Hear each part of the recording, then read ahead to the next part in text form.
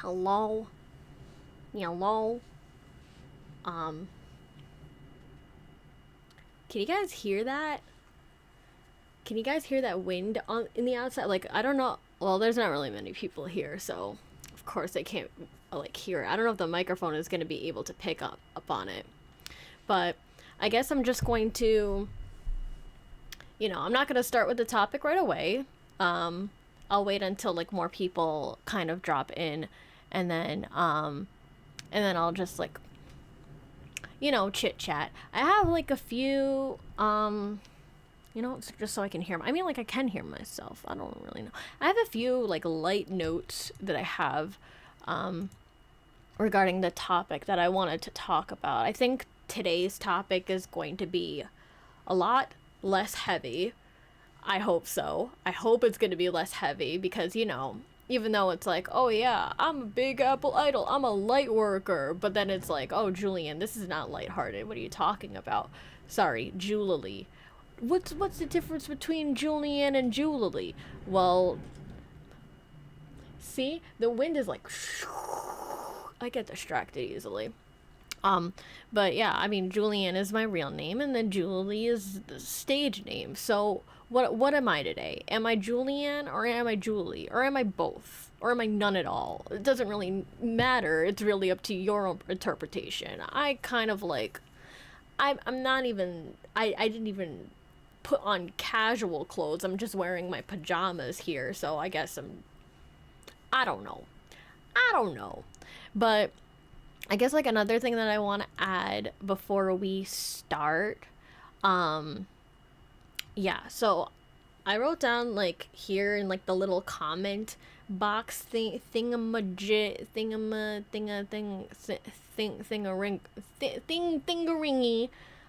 in the whole comics box thing. For some reason, I'm not able to like have like the chat box docked like where I can like type in and like through Restream and then use like both and like comment through both or something like that. So I just have to check every now and then on my phone. And then like just today, my internet service provider came in to check my internet. I can only hope, let's just hope and pray that my internet doesn't go out in the middle of the stream, because if that happens, that's a little embarrassing. But I'll just be going on my phone nevertheless, if I have to. Let's just hope that I don't. So yeah, you see Grover in the background. Isn't Grover wonderful? Yeah. Like, well, speaking of Grover and like Sesame Street characters, I remember when I was a little girl, I thought that I loved Grover a lot. That I was like a Grover Oshi. That's what my friend Anna Banana would say. Grover Oshi. Be like, oh, Julianne, you're a Grover Oshi too. I thought Grover was my favorite character because I really loved Grover. There's a funny story about that. But as I start to realize when I was younger, My parents had like this whole like chart thingy of like, oh, Julianne's favorite TV show. She loves Arthur, she loves Barney, and she loves Sesame Street. Her favorite character from Sesame Street is Big Bird. I need to get a Big Bird plushie one day. Cause like I was actually rewatching a few episodes of Sesame Street, one of the older ones, and especially in particular, if you guys want to look up something that's like really adorable, look up, Sesame Street, Big Bird, ice skating, right? And this is where Big Bird, he does like little ice skating routines. And then the little girl is there like trying to teach him, and he's like kind of clumsy, but then he gets the hang of it anyway. And it's like, I think it's so cool when people in like mascot costumes are able to like go up on ice and stuff like that. I'm not really good at ice skating. I'm actually really clumsy at it. One time, what is that, ice cream? Ice cream, they're like a Canadian overseas idol group. That's one of the very few times out of not many that I was taught to ice skate. Vicky, she was trying to teach me how to ice skate, and I'm like, how do I do it? She's like, you gotta do it like this, and she was like, holding me by the hand and stuff like that, and I just thought that one was still precious to me. The music video is still on my other channel, and the music video is like Winter Wish, and it's so funny that I mentioned Winter Wish because that one oh my gosh, there's a whole story to like how we created that, but maybe I'll save it for later. But it's like, a winter song, and considering that today is like the holidays and stuff like that, I'm sure that it's appropriate for this time of year, so yeah, there's that. But yeah, I don't know, Grumster, what do you think? Grumster, do you want to sit on Pappy Cooleyann's lap? You want to sit on Pappy Cooleyann's lap? I'm going to be Santa Claus, okay? I'm going to be Santa Claus, all right? Grumster, you sit on Pappy Cooleyann's lap, and you tell Pappy Cooliann, what do you want for Christmas? Or any holiday. You know what? I'm not going to discriminate against whatever holiday. I don't know if you're celebrating Kwanzaa or Hanukkah or something like that. I won't discriminate. What would you like? What would you like? Give me cookie. I'm sorry, what? I just want cookie. That's it? You just want cookies? Please give me cookie, or else what? Or what are you gonna do? Why do you have that gun? Or else what? Huh? Don't look at me like that. Look at his face. Look at his face. Can you say that that's an innocent face? You might think so. I don't think so. All right? Okay, besides cookies, can you give me an actual wish for what you want during the holidays? I want world liberation. Oh, okay. Okay. That's an appropriate request. Yeah, you're gonna ask me, out of all people. How am I supposed to help you with that? You look at me with no answer. Okay. I'll give you a cookie. But I don't know if I can guarantee you world liberation. Okay, go sit back down again. Alright? Because Grumster had to ask, we're gonna ask Disgusto. Disgusto, would you like to come up to the mic? Would you like to come up to the mic and here, see, that's disgusting. See how my camera got blurred up? And then the other person who was in the comments was like, oh, hey, you gotta fix your I don't know how to fix it, okay? I'm not a tech person. You're gonna have to deal with my blurry face, okay? Anyway, Disgusto. Alright. Can you tell me what you want for the holidays? Oh, she's really shy. Oh, she's really shy. You know what you want, right? Yes? Okay, can you tell me what you want for the holidays? Go on, don't be shy. Don't be shy. Why don't you tell me what you want?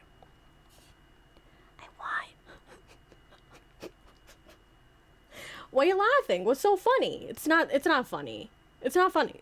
Tell me what you want. You're still gonna sit there and chuckle. She got stage fright, fellas. She's a little shy, okay? Because every time she's like up and like seeing like the public crowd, it makes her want to throw up. That's why her name is Disgusto. I mean, like, she got the mic, right? Okay. Why don't you tell us? Okay, tell us what you want. I want humanity to be cleansed. Oh, that's Disgusto. Come on. I think she's. Let me be her interpreter. I think what she mean. You know what? Why don't you sit back down? Sit back down, Disgusto. I think what she means. I think what Disgusto means is, the phrase that Shrek says, "Better out than in." You have to let it out some way, and in one way or another, it's gonna come out disgusting, but then you'll feel better afterwards, It's like, I'm sorry, this is maybe a little triggering to people, but, whenever you feel like you have to vomit, I really hate that feeling, I really don't like it, but, it's better to just, again, let it out than just, like, keep it in. But that's disgusting of you. For you to ask. You're gonna ask me about that too? You're gonna request Pappy Coolant? Okay, whatever. You know what? I should have never taken up the role of Santa Claus. Anyway, besides me rambling, I should start getting to the topic. Should I?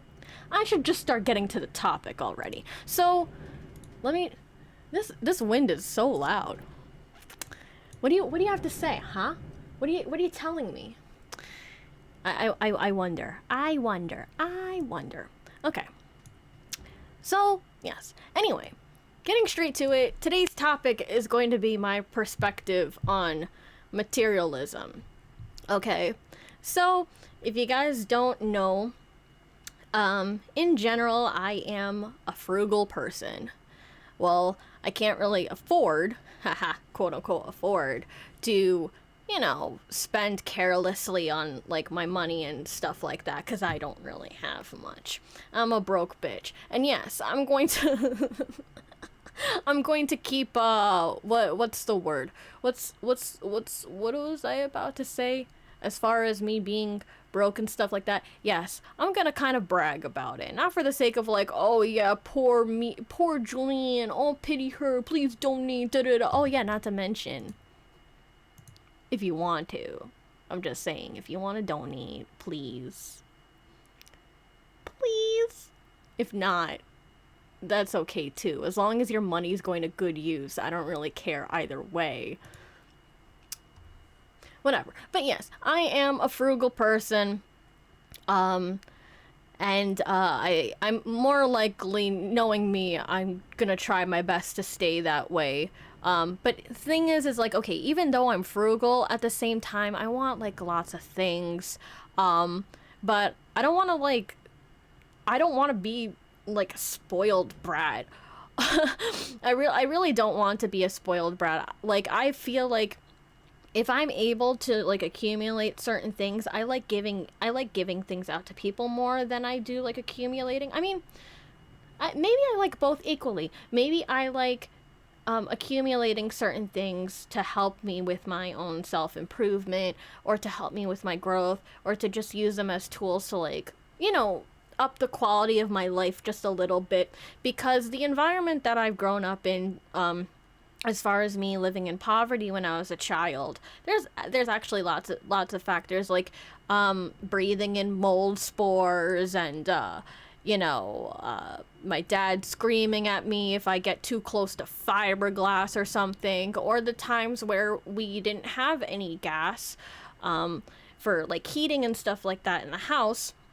So we would have, like, a wood burning stove here in the living room, and that wood burning stove has been around for a really long time, because this house is basically, I think I said this in the last live stream, I don't remember, but this house is basically over a century-year old, and there used to be a wood burning stove, and the tiles that we had on the floor were, like, those cheap, like, white, like, those white tiles with, like, the little specks on it.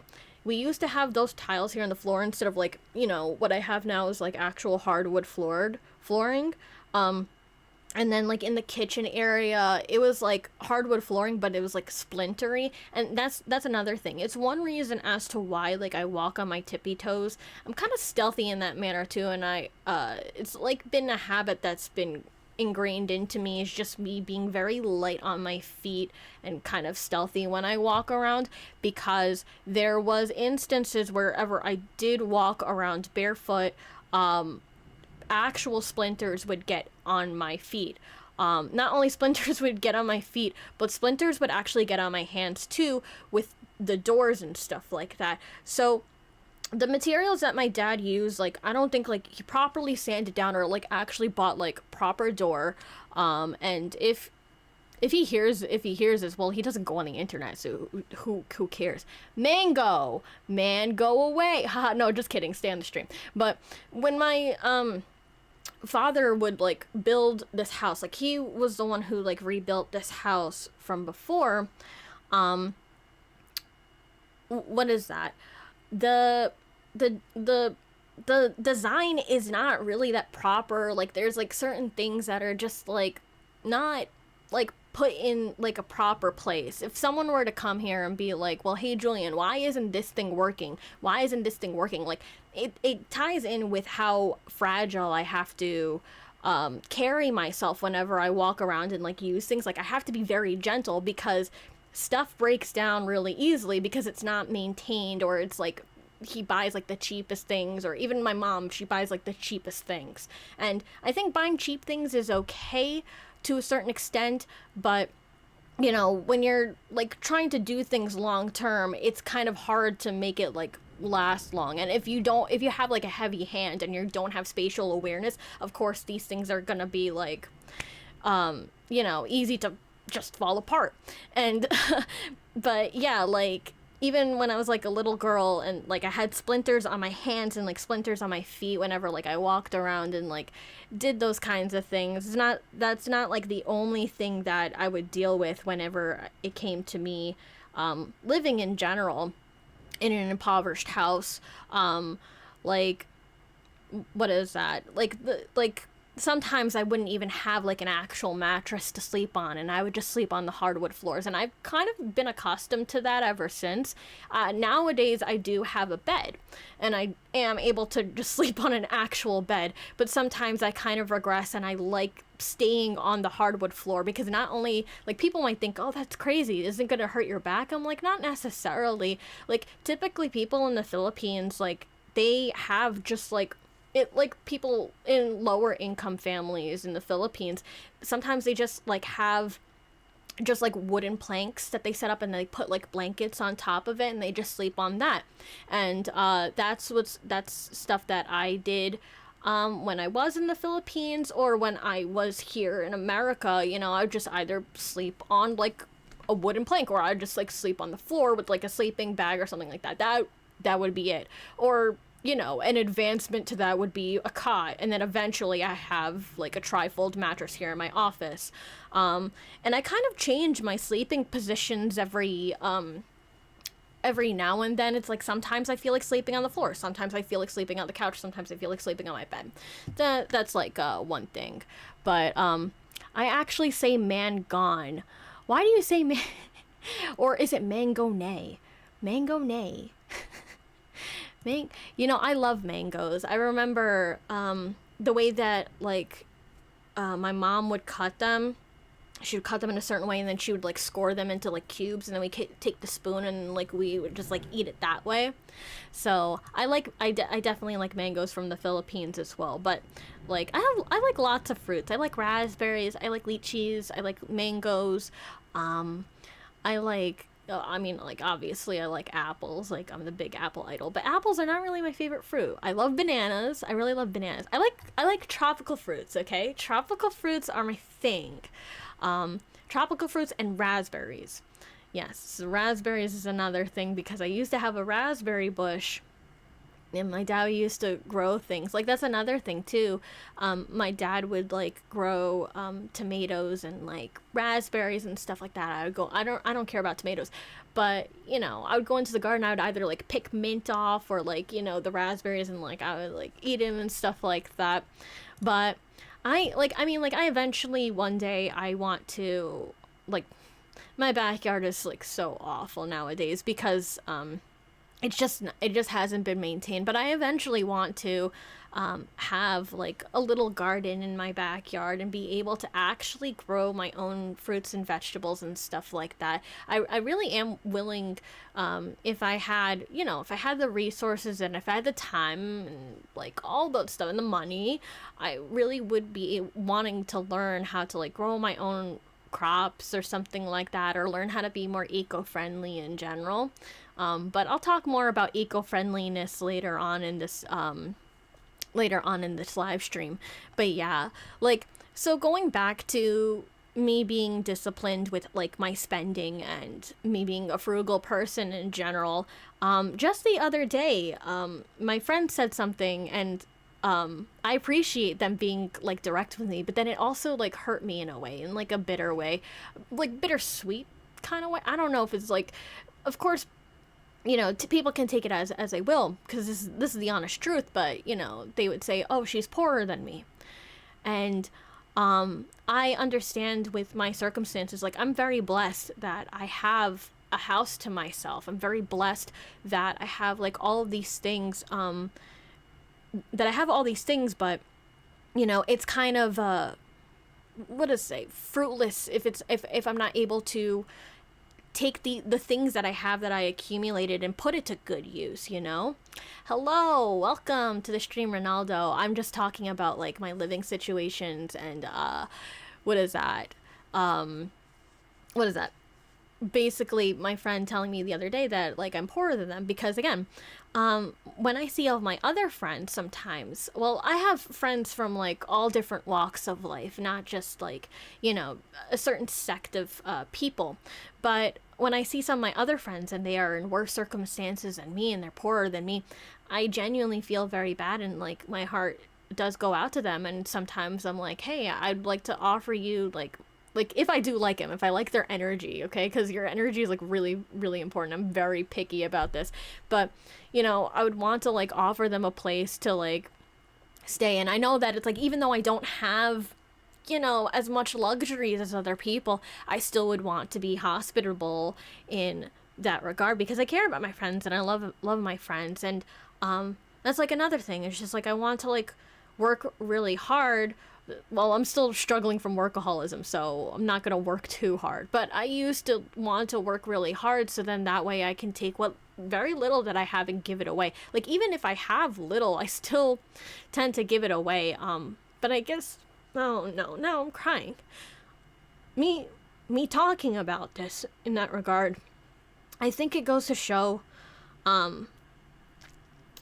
that I used to, and I'm still healing from this, I used to have like people pleasing or like self-sacrificing tendencies where it's like I'd give up as much as I possibly can to other people and like give very little to myself, because I guess maybe part of me learned along the lines wrongly that I didn't deserve those things. I didn't deserve, people like feeding me, or like people like giving me toys, or like people just overall being kind to me, giving me things. Like I have like this what is that, this guilt that I carry whenever someone gives to me, and I have a hard time receiving. And that again, that's something that I have to heal from, because more often than not, with my past and like my family and stuff like that, whenever I did ask for things, of course they would decline. They would give me like secondhand stuff or like passed it down. Nowadays my parents are a lot more lenient, but back then in my childhood, I genuinely felt neglected in that circumstance. And I think my siblings can also relate in that regard too, where it's like we weren't really offered, I guess, the most healthiest or quote unquote normal circumstances for a person to grow in, a stable environment, and not being able to have enough money, like that's one thing that plays into like the development of a child. But it can also play into, how people treat money, or their relationship with it, or how they treat one another. And I think all of those things correlate. Again, I'll touch more about this stuff later on as I talk more about it. But I would always do this thing. My friend would say, like, doing the Asian thing. I don't even know if this is, like, specifically catered to Asians, but I'm sure my Asian friends can certainly relate to this, where it's, like, doing the Asian thing of making it last, where it's, like, for example, if I have, let's say that I'm, like, wearing this, right? And even if it has holes in it, I would still wear it. I would either still wear it, or if it's like breaking down, I would still find a way to use like this cloth, and like maybe I would just turn it into like a rag and like clean the floors with it, or like clean the windows or something like that. At least like whenever I have like a physical object, I try my best to like cherish it and like use it as long as I possibly can. At least that's how I feel like most people should use their things. I think a lot of people don't really understand the value of having like physical things and taking care of them properly, because that stuff, like, not only does it have history and like the people who manufactured it and like made it to help you in that regard, no matter how small or big it is, but it's still, I don't know. It kind of ties into how I treat my plushies. There's like a spirit within like every one of these little guys, and you feel them. And sometimes, like, of course, people might think it's weird that I have conversations with inanimate objects, but we can make any type of relationship with anything, even if it's not like living or breathing in the same way that humans or animals would, So, but yeah, I guess like going into just like accumulating things for myself and like building upon whatever that I have, I also am the type of person where it's like sometimes, and I'm still trying to work on this, sometimes I can't just sit down and enjoy things until I get work done first. Like, I can't just like sit down and just like indulge and treat myself the way that other people can, because there are times whenever I see people like, just casually lounging about and, they're eating ice cream, or they're like having fun in certain ways. I try my best to put myself in those atmospheres so I can have fun, but in the same regard, it also, again, makes me feel guilty that I'm not able to just sit down and enjoy the moment, because I'm so concerned with like, oh, well, like, how much money am I gonna have? Or it's like, oh, I have work the next day, so like I can't even like be grounded and safe within my body and just like enjoy the little things. And those things are very important. Being able to enjoy the little things, like, just different sensations. For example, like if I dried out some of like my sheets out onto the balcony, and like the sun like hits on it, and you're able to like breathe in the sunshine smell of it, like those things are important. Like drinking a hot cup of cocoa, or just being able to feel things is one of those little moments of peace that I guess not many people can be grateful for or appreciate, because everyone, I wouldn't say everyone, but like lots of people kind of just like run on autopilot, that they don't really quote unquote stop and smell the roses.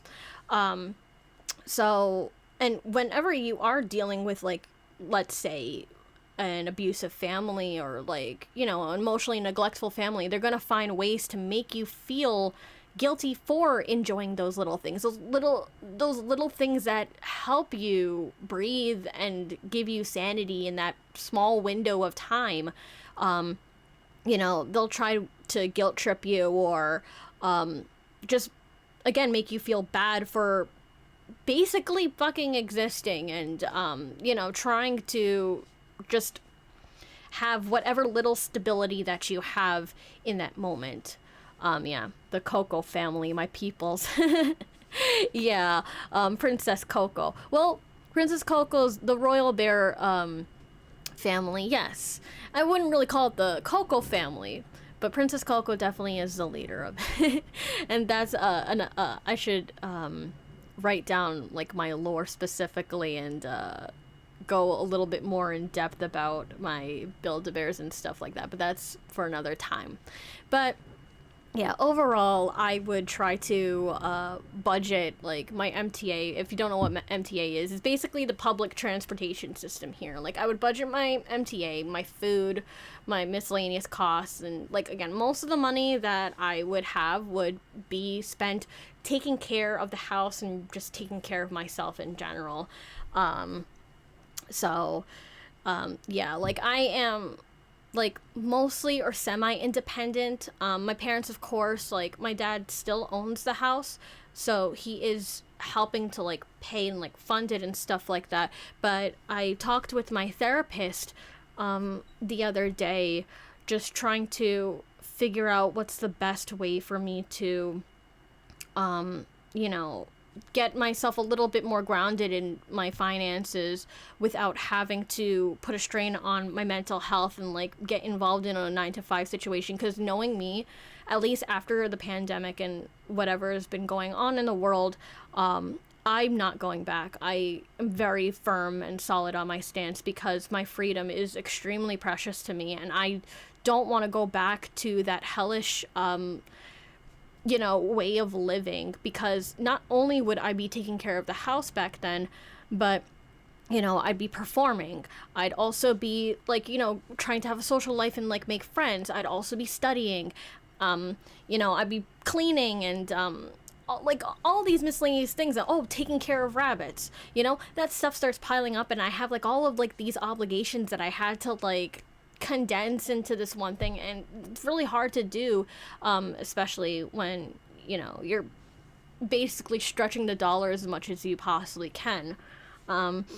I moved out of like my parents' house upstate New York because my dad owns like you know, multiple properties, but all because he owns multiple properties doesn't mean that we're necessarily like well off or like, you know, safe and stuff like that. That's another like discussion to be held.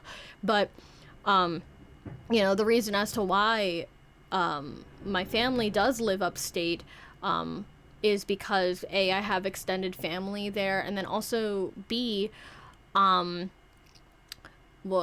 what is that? Because of like Hurricane Sandy and also my dad getting into a car accident, he has really like no choice but to like live upstate. And I know that like living more upstate New York is a lot less expensive than it is to live here in the city, because when you are here in the city, like prices do like rack up, especially like my friends who do have studio apartments that they're in, and they're trying their best to make rent every now and then. Like a studio apartment, I would say, is like, what is that, $1,500 per month around here. That's just me guesstimating. Of course, I don't really have like the particulars because I don't live in these places, but you know, there's that. I personally I actually genuinely don't know how much this house costs, or how much my dad is spending, because he is very shady with his money. And that actually concerns me because, again, when I was bringing this up with my therapist, and, you know, me asking about, like, what is that? Asking her about this and whatnot.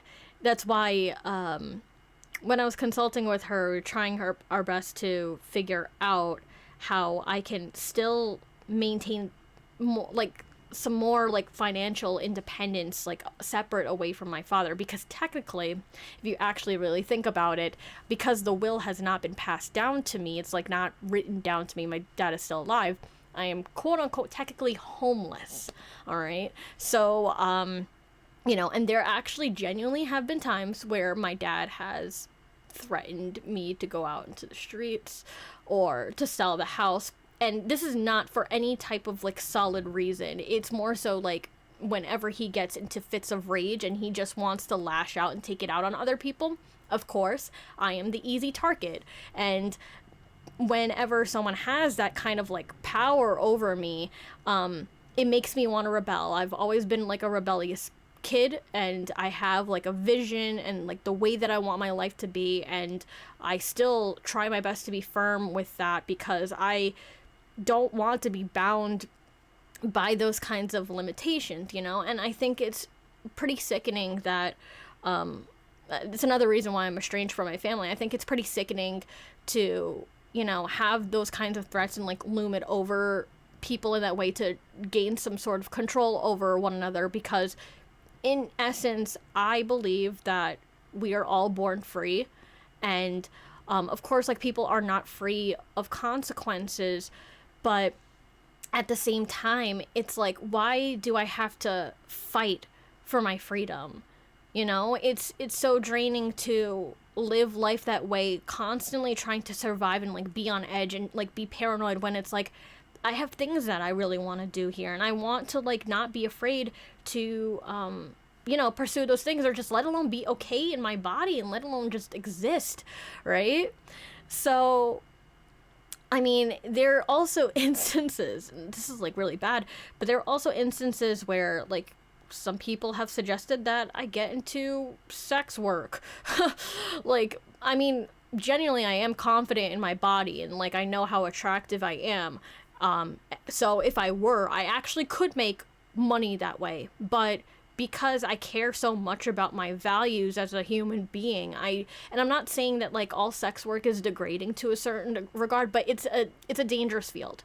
Let's just put it out there. And people who are going to disagree with me, I'm sorry, you are quite frankly delusional, because it's a very dangerous field to get yourself involved into. You don't know who you're meeting with, you don't know what kind of energy exchange that you're having, and then not to mention, of course, like with the occurrences of like people talking about sexual assault and sex trafficking and stuff like that, that stuff is like scary. It's like really really scary. So I care about wanting to be conservative with myself in that way, and not giving myself out so liberally. And I guess it's also the juxtaposition for this. And I know this is like kind of silly, but I kind of just like wish that I could, I mean, people can do this all the time, nudists exist, but I kind of wish I could just like go out freely and just like walk around naked. But then I know that knowing the atmosphere that I'm in, and then like knowing the people, and like I wouldn't feel safe doing that, you know, because I'm just like, we're all born naked. It's like, oh, what the fuck is like, you know, up with that, right? So, but then again, I also have my own qualms with my own what is that? My own physical anatomy too. I mean, like, we all have our own insecurities, but overall, like, I don't know. My thoughts, of course, are not congruent with my reality, such as like many people, but it is what it is. But I mean, going back to my parents and whatnot, not sometimes, they would just do the boomer thing, and again, just like make me feel guilty for spending. And like, I would always have to justify, I'm like, listen, you guys have access to my bank account. And I'd show them my bank account. Like, look at the things that I'm spending, right? Most of the things, if you ever see it, is like Dollar Tree, Daiso, grocery store, fast food chain. You know, like, those are the major parts of like my spending. Sometimes eBay, sometimes Build-A-Bear, sometimes Mercari.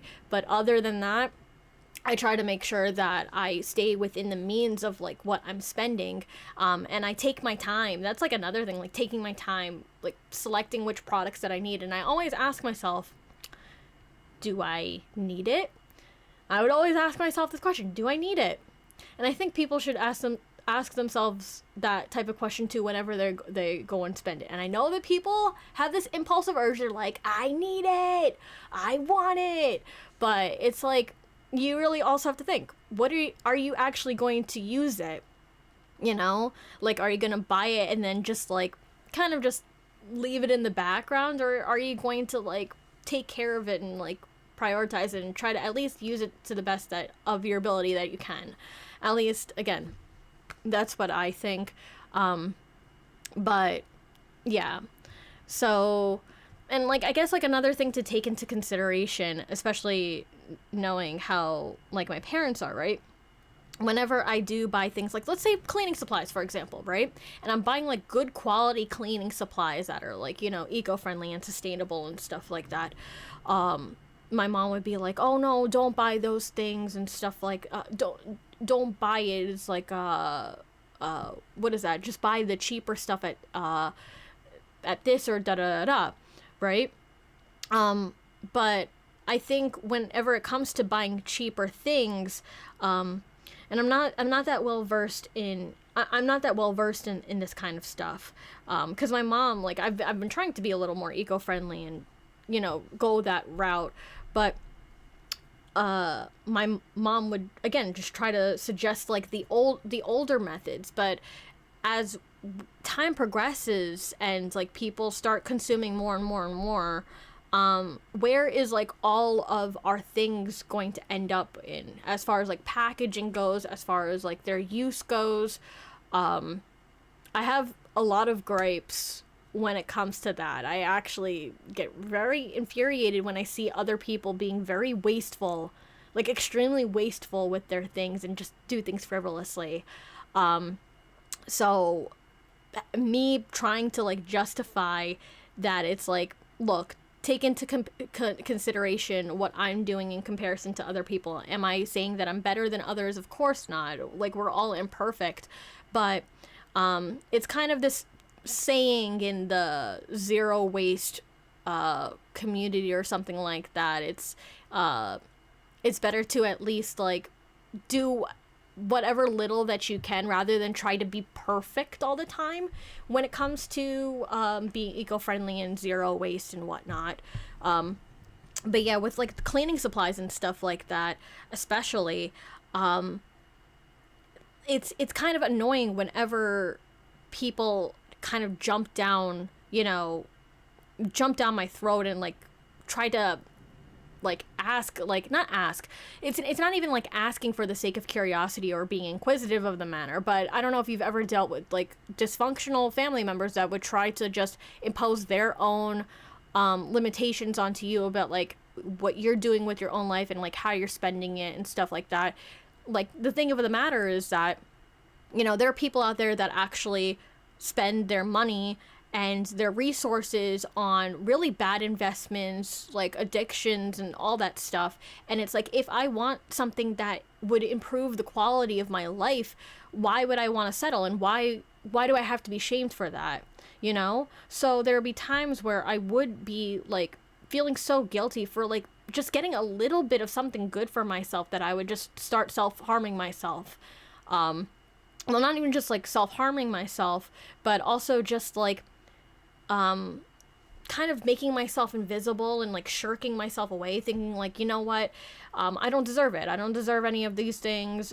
There's people out there that have much worse than me, you know? And I come to terms that having that type of mindset is not helpful for me. It's not going to help me grow, and it's not going to help me like, you know, get out of this poverty mindset that is programmed within us, especially people who are like of lower class, right?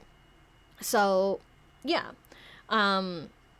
It also ties into like another reason as to like, well, actually this is like a separate topic in general, but with holidays, right? I don't, also I apologize, I'm like kind of like scratching. I should stop. I'm on live stream. You know what? Let me put on my gloves. I got gloves here. And I'm not gonna scratch. I got my gloves on because I got eczema. There's this like inside running joke that I have where there's this old witch and her name is like Old Witch Eczema. Like, me and my friends came up with it.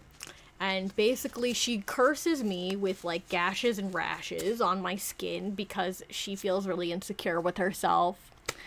Alright, so Old Witch Eczema, wherever you are, please stop hexing me with eczema, thanks, alright?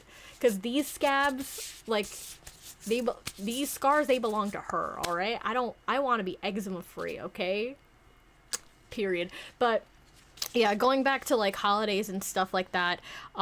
Yeah, I don't celebrate them anymore. And one of the major reasons as to why is because every time during the holidays, I never get what I want. Every single time. Like, whenever I ask, like, hey, can I have like, okay. Whenever I ask, like, my family in particular, hey, can I have this? Let's say that I want chicken nuggets, right? Yeah, sure. They give me pasta instead. It's like I can't, like, it's like opposite day for them, or it's like, or they don't give me anything at all, right? And again, they make me feel guilty for even asking things in the first place. Merry, oh, okay, Merry to you too. Thank you. Thank you very much. I don't know who the hecky schmecky you are, but Merry to you as well. Thank you. But, you know what I should do? Because I know I'm going to get distracted. Hold on. Let's get on here.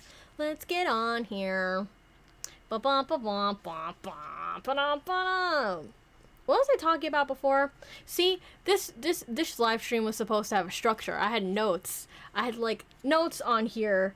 Yeah,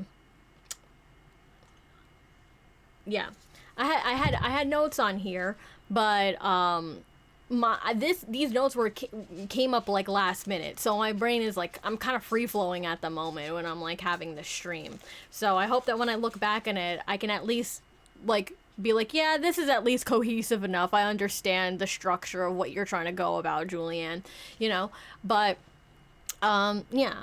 So imagine, right? For years, having your needs being neglected by the people that so-called love you and stuff like that. But it's not even just family in general, right? It's like people, it's like that law of attraction kind of thing where, you know, if you believe that you're unworthy of certain things, unfortunately, you're gonna attract people of the similar vibration. Of course, like there's, it's not really, law of attraction is not that simple, and I'm not going to go into depth about it here because it's not the topic, but overall, it's just like, imagine having an unlucky circumstance, domino effect of like running after person after person after person after person that are like completely unreliable, right? All you want is just like, okay, I want a normal life.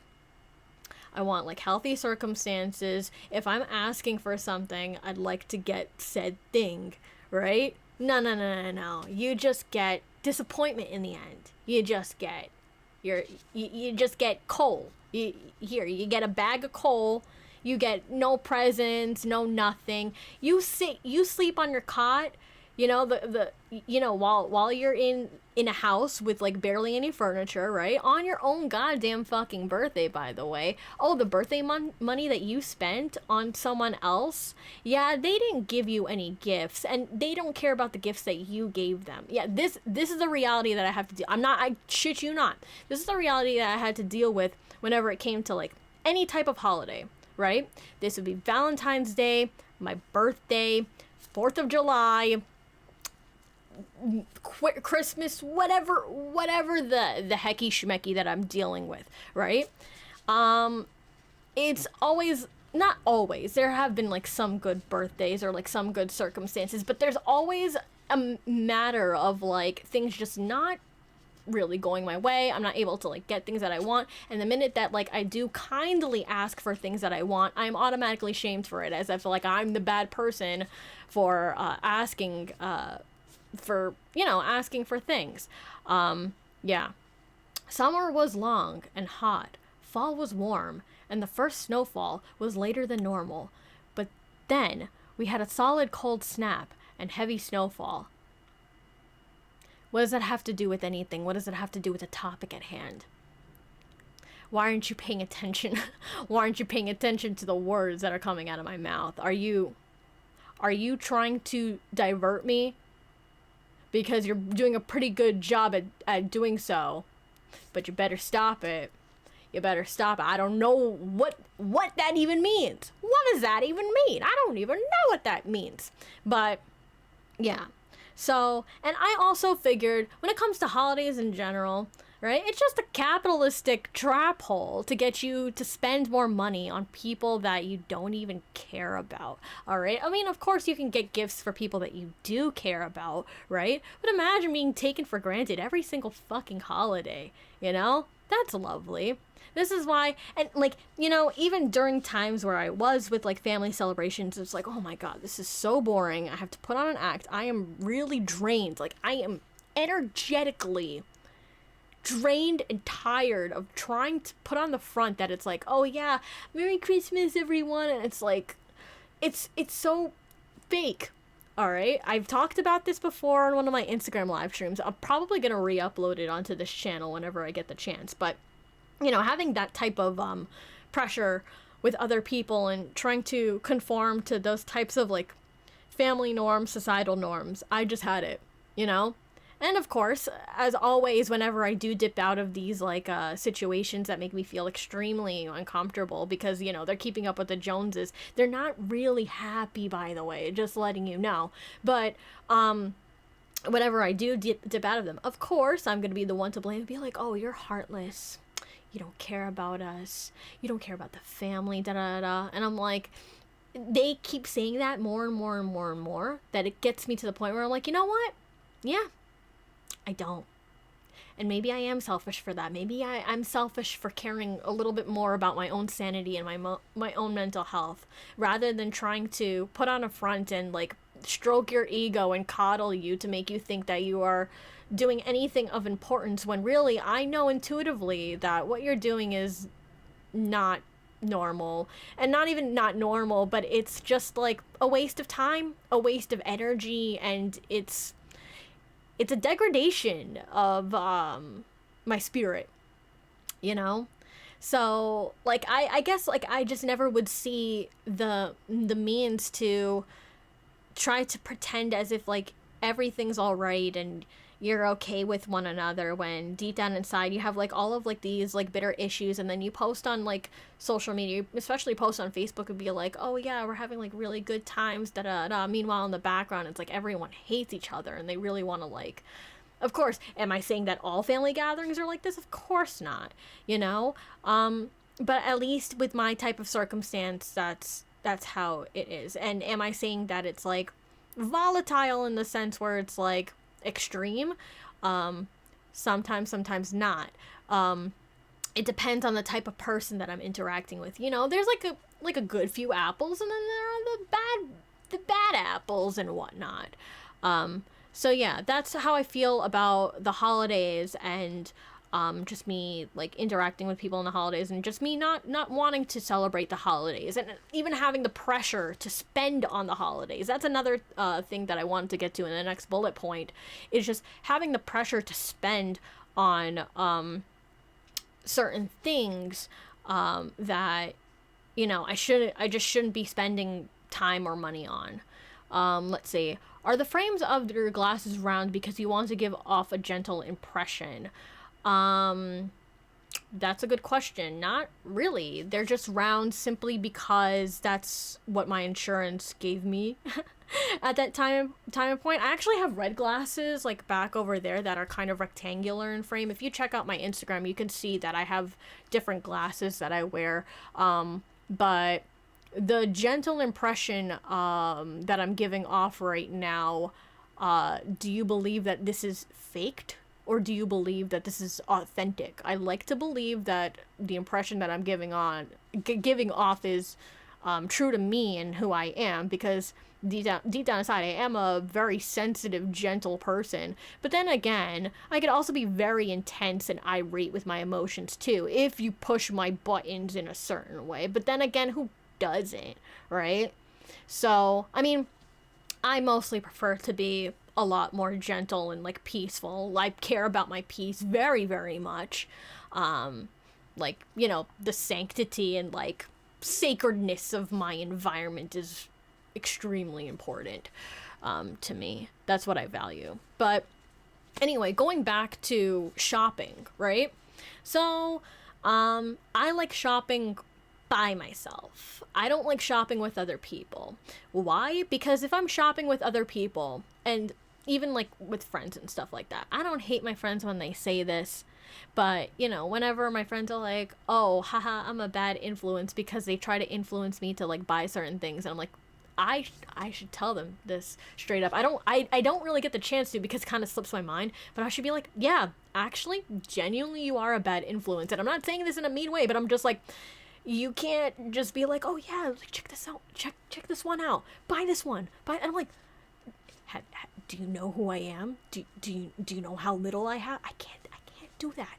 I can't do that. So whenever I feel like I am peer pressured to, you know, buy certain things, and this doesn't have to be like in a straight up like overt way, this should just be like in subtle ways. Like if my the friends that I'm around with, or the people that I hang around with, they are more like, they splurge a little bit more, like I have to kind of just sit back and just be like, yeah, I'm sorry, you go enjoy yourself, but I can't do that. That's why I have to, again, take my time and like budget accordingly to whatever little that I have, right? So what I would do, actually, I would do that. Not only would I do this in stores, but I would also do this in convention halls too, if I ever go to like conventions or events and stuff like that. I'm gonna touch up on that in just a moment, but I would like go around the store for about like an hour or two, and I would look at every single product, and like I would look at it in thorough detail, like the quality of it and like what I'm, you know, getting and stuff like that. Even if it's a cheap item, if it's a cheap item, I also try to compare prices, and then I mentally map out in my head, like map out in my head, like, okay, when am I gonna use this, how am I gonna use this, like just being more conscious of my choices and like what I'm getting, you know. So there's actually this YouTube channel that I actually really like, and I think I'm gonna link it in the description below on this YouTube video. But she goes by Prepper Princess, and she has like some really great tips on like how to save money, and like she's a very frugal person herself. But again, I really like her outtake, and her input on what she spends and like how she spends it and stuff like that. And tips that she has are like some tips that are applicable to my life now. Like I'm not as frugal as her, but I at least try to be. I try not, but I also know for certain, like the person that I am, I can't be like too minimalistic, because again, I like having certain things and just being able to explore certain things in a creative sense.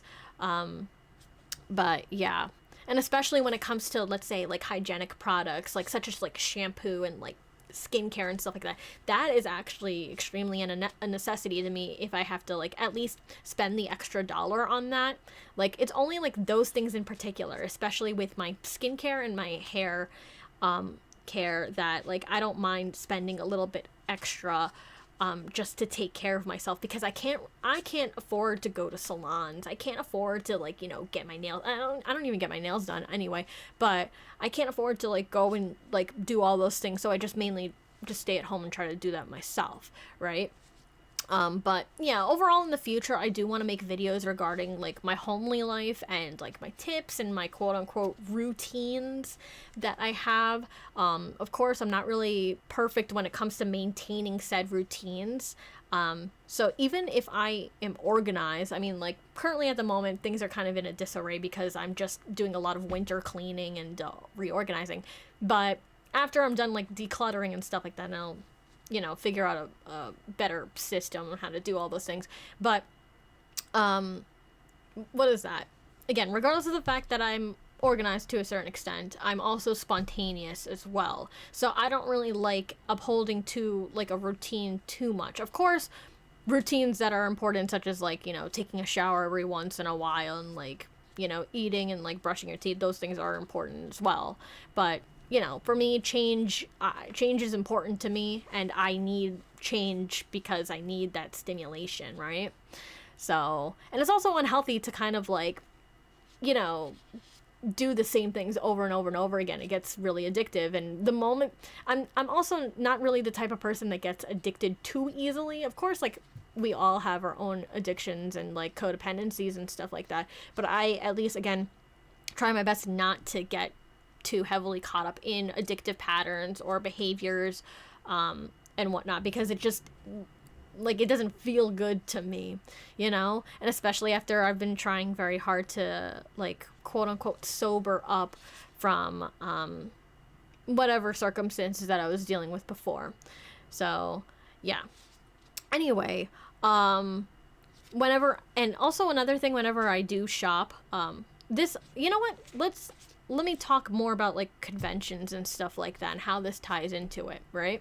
So conventions are generally, like, they're also trap holes, right?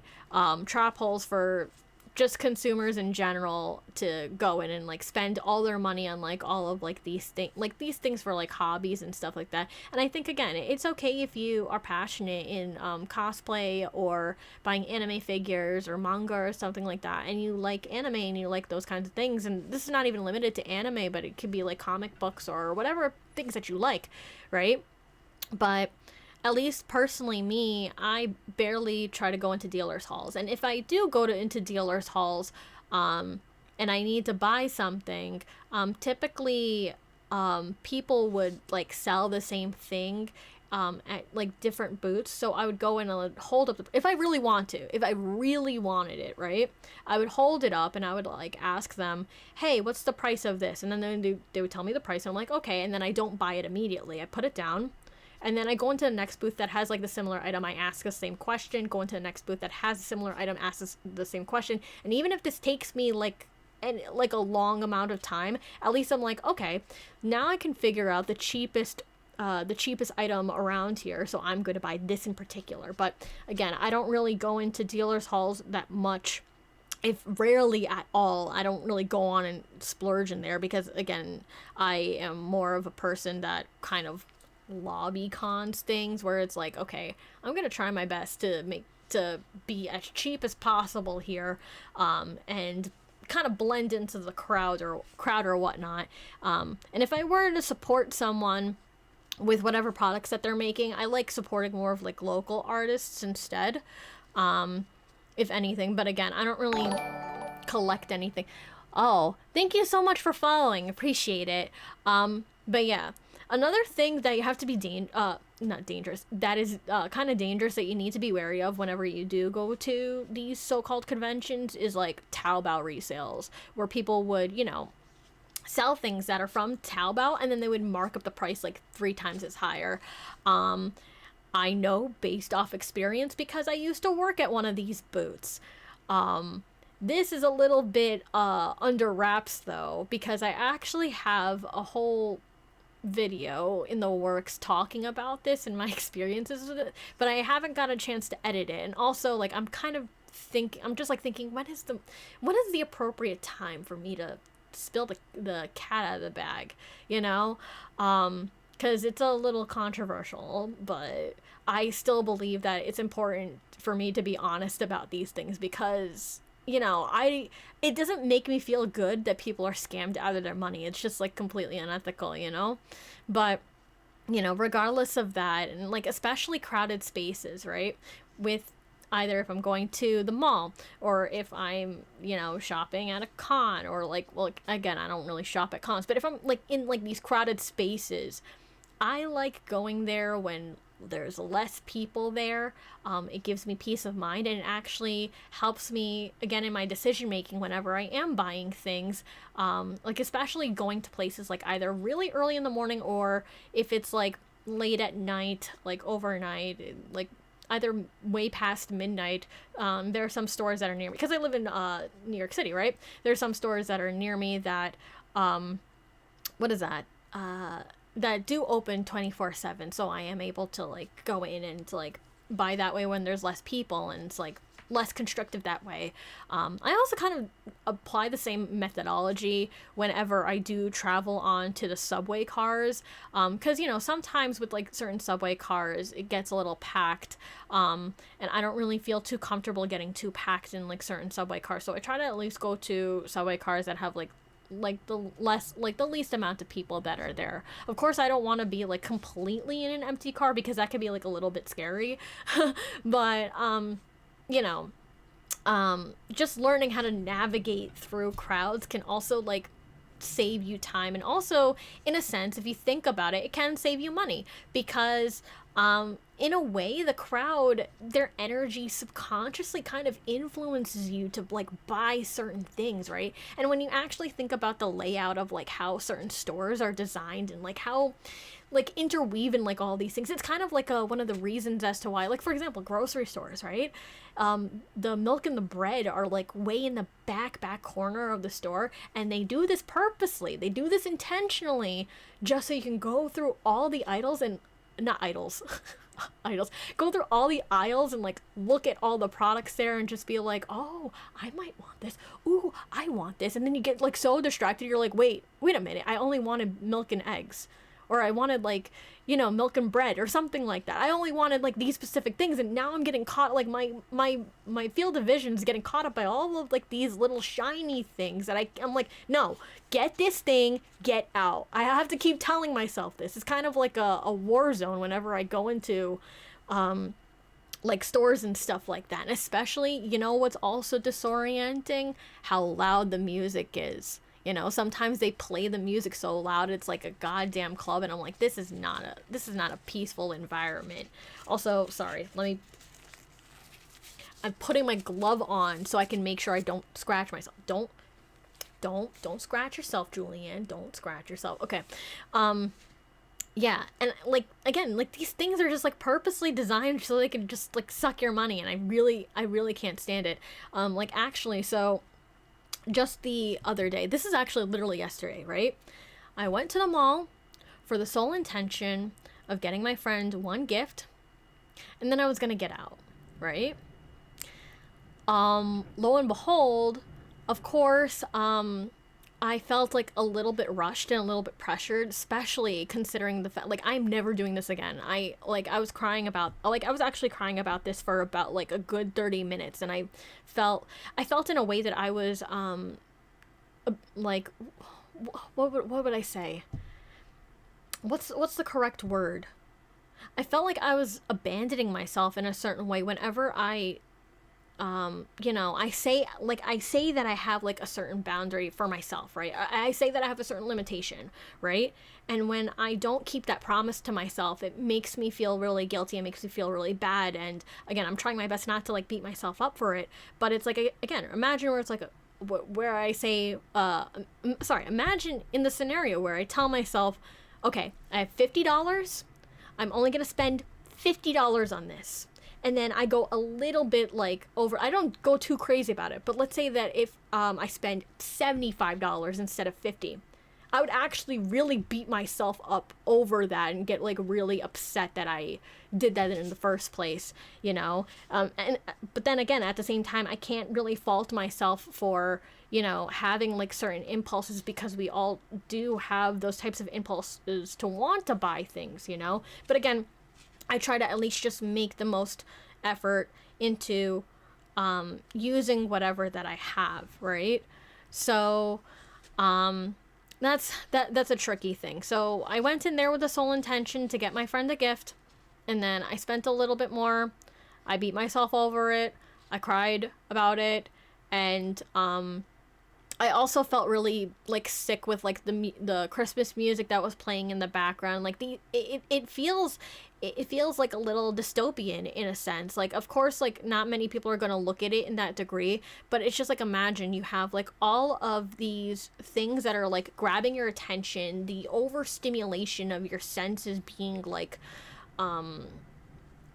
pushed to certain degrees whenever you're in like these crowded environments, and like again, it's giving off the illusion that like everything is like fun and vibrant and lively, because it's like, oh, look at this cool thing, look at this cool thing, look at these cool things. But then when you start like peeling back the layers of like how people just use materialistic things to fill in the emptiness that they feel inside, it makes us wonder like, what kind of example are we setting for other people, and like how are we you know, treating these things, right? So like when people like collect things, or like they frivolously spend, It's one thing to have a collection and like be passionate about something because you pride yourself in it. It's almost kind of like in a sense where it's like, okay, well, this is a part of history, and I am kind of like a historian in a way where I want to collect certain things in order to preserve the fact that it exists. I think that's awesome if you do those kinds of things and you're able to collect those things because you're passionate about it.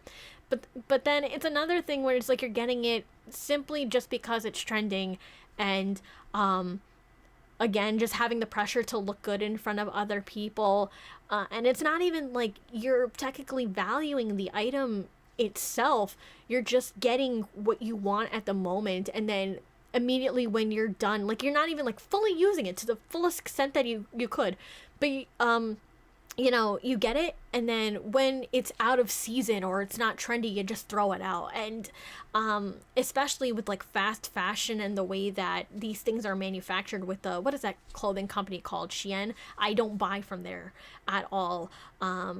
It makes me feel really like disgusting just even like thinking about like, and I understand like some people can't help it because they're poor and they need certain things. It's understandable, but I think there's also ways to get things for cheap without having to support like companies like that like literally exploit people from other countries that have like way less than us, like even taking into consideration toys, right? I have like lots of toys, like as you can see, my rabbit shrine. I pride my little rabbit shrine and whatnot, and it gives me a bit of security. Like plushies in general is something that gives me a lot of security in general.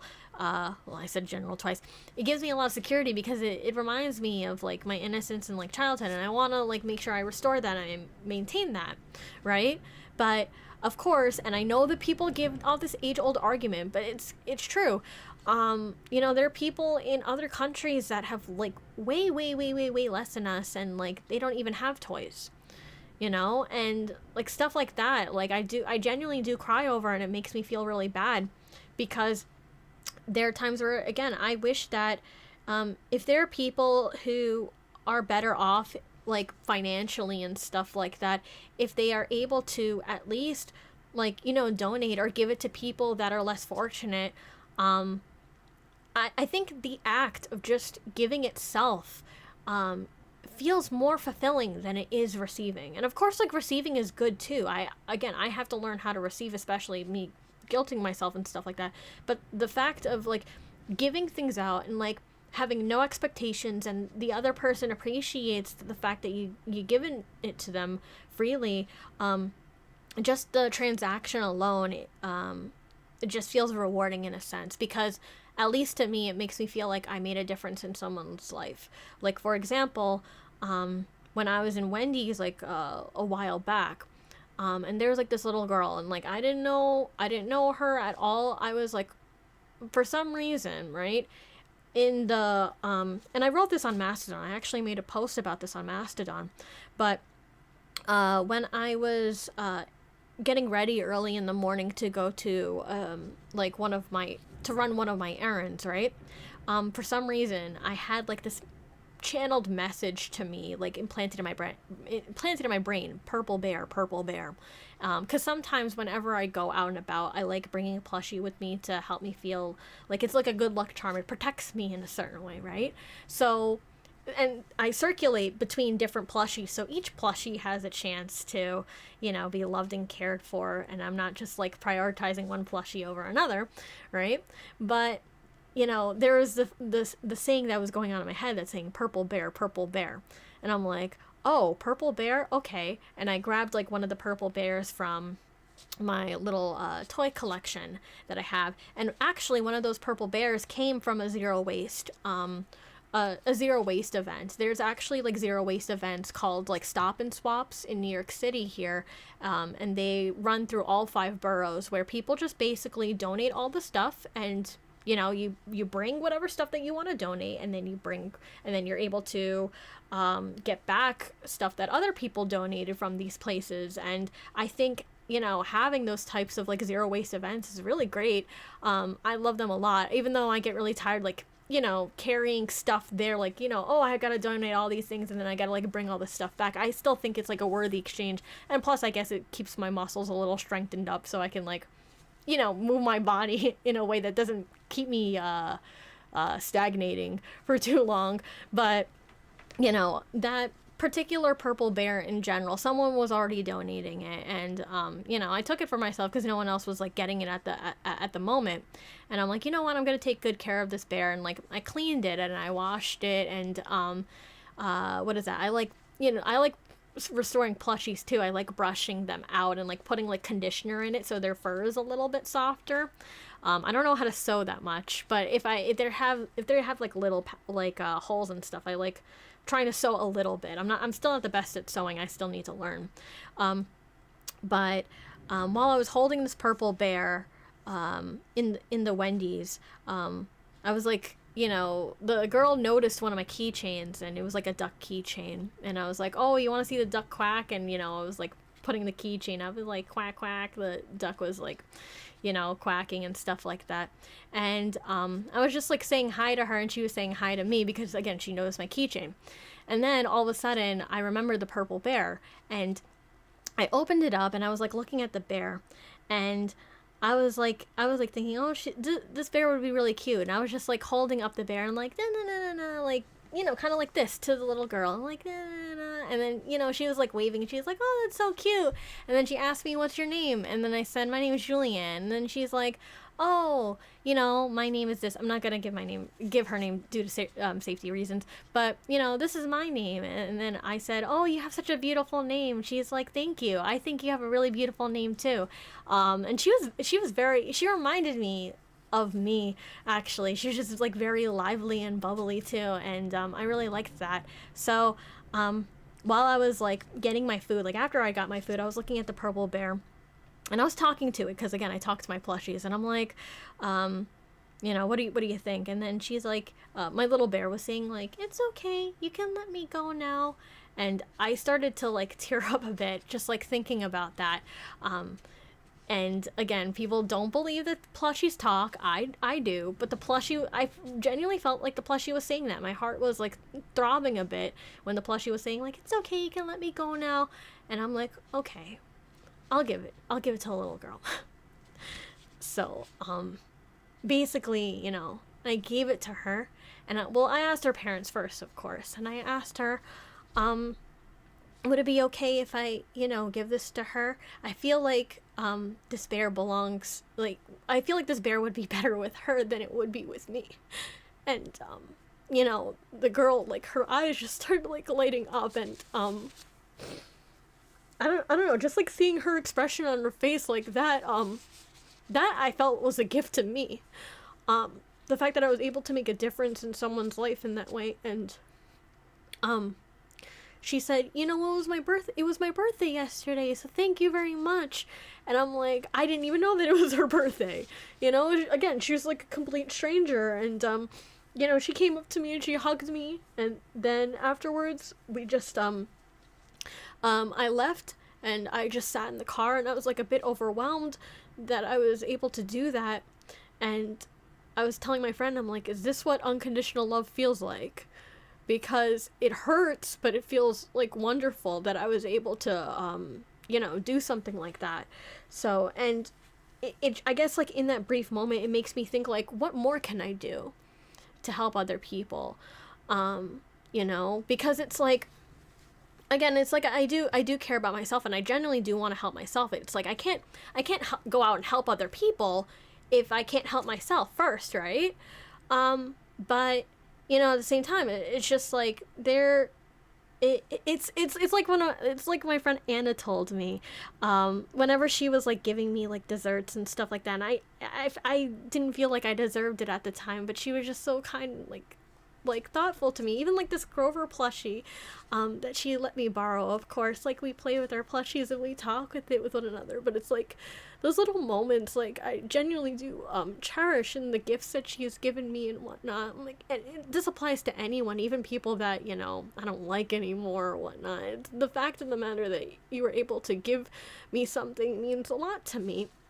And she told me, and this is something that I'm not gonna forget, is like, Julianne, don't rob other people the opportunity of gifting you things, because that in itself makes them feel like loved too. And I just have to remember that, you know?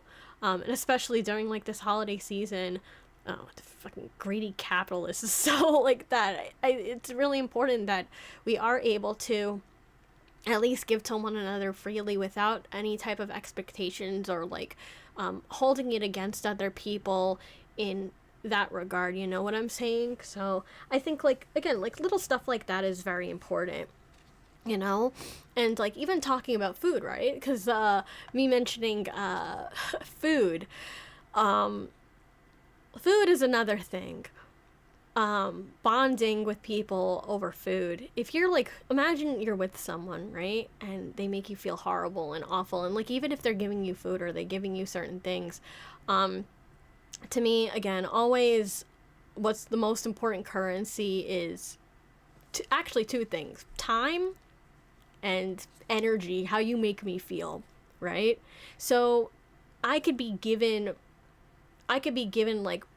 like luxurious amounts of things if I were in a hypothetical scenario, right? And I genuinely mean this from the bottom of my heart. If I was given all of the things in the world, or if I was given like all the food that I could eat, like all of these things, right? If I am sharing it with someone that makes me feel horrible about myself, or doesn't make me feel like I can be myself around them, or does it in a way to hold it against me, you know, there's no point, right? And when it comes to eating in general, eating food in general, there are times where at the dinner table I just didn't feel like eating because I felt like the meal itself, the food itself, was not made with love. You know, if something's like sloppily made, or it's not like taking into consideration, like careful consideration of the things that I want, like it, that is back then I was like a picky eater. Now I'm not as picky because, you know, I grown up. But, you know, if you're like making something for someone else, like it goes to show like how you feel about a person. It's an expression of yourself to another person, right? So whenever I did starve myself, and even nowadays I still do starve myself, but it's more so in a fasting kind of way and eating smaller portions rather than me completely, okay, maybe starving is not the right word, fasting. All right, I fast because I have to budget, and I also like eat smaller portions in order to maintain my BMI. I understand like BMI is like, you know, an outdated way, what is that, chart system, whatever the fuck, to, you know, take into consideration, you know, overall body weight and stuff like that. But for me, because I'm 4'11" and I'm very petite, my natural pounds, like not my natural, like my natural weight would be around 90 to 100 pounds. So I'm around like that 95-pound range. So yeah, and this is not in the sense of like me being underweight, because there have been times where like legitimately when I was like way younger, I would actually be diagnosed with like being very close to being marked as underweight. So that's why like later on my parents had no choice but to feed me a little bit better, you know. So, but again, like when it does come to food and stuff like that, and like eating with other people, that's especially something to take into consideration as well. Not to like, again, overindulge or like not eat as little, but, you know, having a healthy balance and stuff like that. But that's like, talking about food in general, that's like a whole other discussion. The thing that I don't like, and this ties in with materialism, is people wasting food and like making a mess. So especially in that mall scenario that I was talking to you about like the other day, like yesterday when I was talking about, when I was at the food court, I only had like 2 little things to eat, and I was totally fine with it. Sometimes there are moments where I'm like, oh, I'm really hungry, I really gotta eat a lot, and then other times I'm like, I just need to fast, I don't need to like eat that much, I'll just only have like a little meal here and there. And of course, I try to make sure that I have like fruits and vegetables and like stuff like that, because that's very important to me too. I try to be healthy in that regard. But I saw like, this family that is like eating, and like they're so messy. Oh God. Not only they're so messy, but it's like there's like leftover food behind, and it's like I understand where it's like, okay, you don't feel like finishing the rest and you have to like throw it out, that's fine. But if you really think about it, like lots of people do this, like, well, like specifically in America, because I'm speaking as an American from an American standpoint, right? Lots of people do this where it's just like they eat things, and then like all the rest is kind of left to waste, and it makes me really angry for the other person who worked really hard to, like, let's say they were picking apples and stuff like that, and you only ate like a little bit of the apple, and then you just like let it to go that way. And it's like, I understand if like people are like that, just a little bit, like if it's like done a little bit and you have to throw it out, understandable. Or if it's like rotting, understandable. But you're doing it all the time, again, that it's something that my mom taught me, is to like only eat what you get, only get what you need. All right, only get what you need on your plate, don't like overstuff it. And it ties into like intuitive eating and like what your limitation is, like, because sometimes your eyes can get like a little bit more hungry for certain things, so you kind of like overestimate how much you're getting, right? But yeah, when going back to the family and stuff like that, whenever they were eating, and they made a huge mess of the place, by the way, again, that makes me really upset, because people just don't understand mannerisms. People don't understand how to like hold themselves properly whenever they either go out to other places, because someone else has to clean up after you, right? Someone else has to like clean up after you, and take care of that. And not to mention, of course, there was like this popular TikTok that went on, this is like a long while back, but when people kept like throwing out donuts, like excess donuts from, like, I think they were working at Dunkin' Donuts. I'm sure you guys know the TikTok if you look it up, but this TikTok employee got fired for basically exposing the company for doing these kinds of things. And it's just like, all of that, again, could be going to homeless people. They could be going to like other people who actually need the food, right? Because we produce so much in excess. And it's like the really sad, like extremely sad thing is that we go to other people's countries, we pillage from them, we exploit their labor, and we take whatever they have, and then we bring it back to our own country. And it's like, again, if we have enough for everyone, if you really think about it, right? All over the world, as far as resources go, I believe that there's plenty enough for everyone to go, for everyone. And this is just my idealistic way of thinking. Of course, it's not how reality is in the current day and age, but we just have so much that can go around to other people. I don't understand why we would have to like be greedy and like hoard these things, or not be able to just like share it equally to one another who are just less fortunate than us. I don't know. Like what's the point? What's the point in like either clinging onto those things or just wasting it entirely? But again, that's just my opinion. But yeah, regardless of me trying to be careful with my spending whenever it came to eating, and fasting, especially me talking about fasting, I would again do the Asian thing of trying to make it last as long as I possibly could. And it's as to why, like, I'm really careful with, like, well, at least I try to be careful with, like, what I put into my body, what I consume, and overall, like how much that I need to eat. Because sometimes, like, we don't need that much. Again, I already said all these things, so I apologize for being redundant. I'm just trying to figure out like what else there is for me to say that I need to cover. But yeah, every now and then I still of course eat fast food or like support local restaurants and whatnot. But I mean, speaking of fast food, there was a time where whenever I did work at, let's say Five Guys, right? And you know how they would have like the bacon, the baskets of bacon that they would have. Like we would cook the bacon fresh early in the morning. Best time to have Five Guys, by the way, is around like opening hours because that's when everything's fresh. But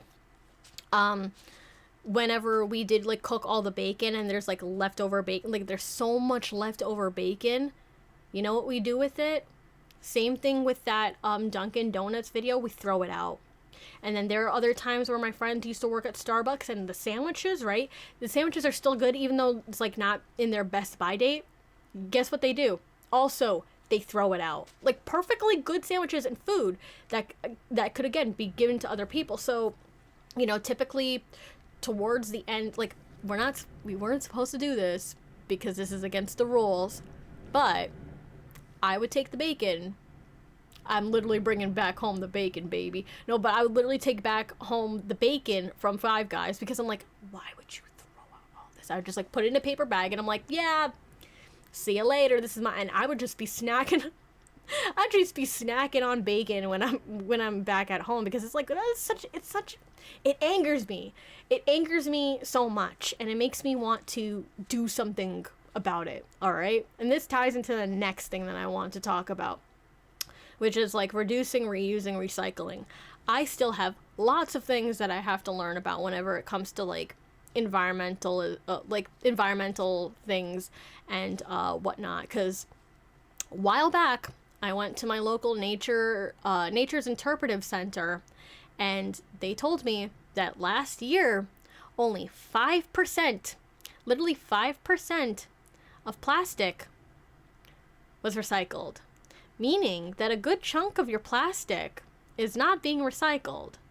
So where does that end up? Like, of course, everyone knows. Like, it fills up these landfills and then it gets into our, like, oceans and stuff like that. And, it's like, stuff like that literally makes me want to go out and, like, clean my local beaches. I eventually when I have, like, a more stable living situation and stuff like that, I eventually do want to go out and do community work and help clean up stuff because and me picking up garbage is not really anything foreign to me because there have been times where people again have been wasteful with their products, like perfectly good toys, right? Perfectly good toys that people throw out. I still I go there and I dig through the trash, I take it for myself, I clean it up as best as I possibly could, and I give it a new home. And then eventually the stuff that I do have, I do want to donate it, you know? Like what's the point in like throwing it all out? Like my furniture, like this chair that I'm sitting on, secondhand. All right? This little brown chest over there, secondhand. A good like some of my books, secondhand. Lots of my stuff, as far as like my furniture and all those things, is stuff that I accumulated over the years secondhand. All right. Of course, there's some things that I have that, you know, I bought that are like brand new. Right. But other than that, it's like, I don't know, like it reminds me, I don't know if you guys know of like Yeonmi Park, right? Yeonmi Park is a North Korean defector, and she's currently a human rights activist that I think she moved to New York City recently. She's a human rights activist that lives in America, and again, she's struggled living in North Korea, and she, of course, you can check out her YouTube channel and stuff like that and her experiences in North Korea, but she would say that, you know, over here in America, the fact that we are throwing out like all of like these things that could be perfectly be put to good use, in North Korea they don't have that, you know. They would go off of like just little type like what is that, like the rice that they would have, sometimes it's not even like rice but like little pebbles like they would like eat out of, or like little grains of corn and stuff. Like they would take corn out of like feces from animals in order to eat, or they would like fry grasshoppers. Like that's how bad that they have it over there, you know? And having the luxury to even like wear jeans, you can't wear jeans there at all. There's so many other like ridiculous things that I really do suggest that you check out her channel and stuff like that. I like hearing her stories and stuff, but you know, it's crazy. Secondhands is great. It's needed with more with electronics. Exactly. E-waste is out of control. Yeah. And here's another thing. I think I looked at a video like a while back where it's like the fact that we have to update our technology like every year or so or whatnot. They purposely companies purposely manufacture things in this regard so they can make you spend more. Like they're not even like let's take for example the light bulb, right? Way back when the light bulb was like earlier developed, I don't have like a current source for this. I'll probably link it in the description, but like one of the light bulbs in their early days as it was invented, it was able to last for a pretty long while until later on companies decided, you know what, let's try to lessen the shelf life of these products so then people again have an excuse to buy more. And they applied that same again method with the light bulbs with our current day technology and stuff like that. And this is another reason as to why I don't really do streaming sites like Netflix or what have you. I don't want to. I'm trying my best not to give my money too heavily to these companies. You know what I'm saying? It's one of the reasons I really love Linux. I don't know what that is. It extends older hardware pretty long. The phone's arms race is hitting points where you shouldn't be updating or going through phones yearly. Yeah, like I don't know. It's it's just like really baffling to me, and I think again I believe it would be more beneficial if people did not give into the hype of like wanting the next like the latest trending thing and just like of course you can have new things, it's totally fine, right? But I think there are ways that you can get new things or maybe new experiences rather than following the hype train or whatever's bandwagoning at the moment. And I think going into those little niches and those little pockets, to me personally, feels a lot more fulfilling than again just trying to keep up with like all these, because it's a lot. Like how can anyone like keep up with all these things? And you also would have to let go of the shame of trying to show off to other people, or you know, equate your own worth to the things that you own.